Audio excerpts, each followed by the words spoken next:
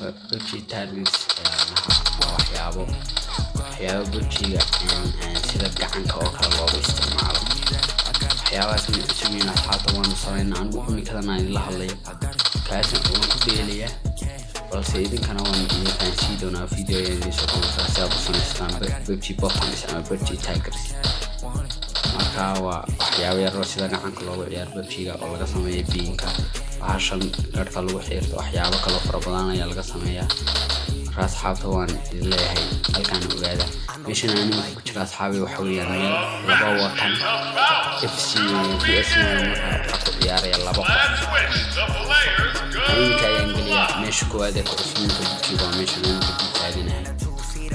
meesha ku suunka waxa wada dheelaya waxa wada dheelaya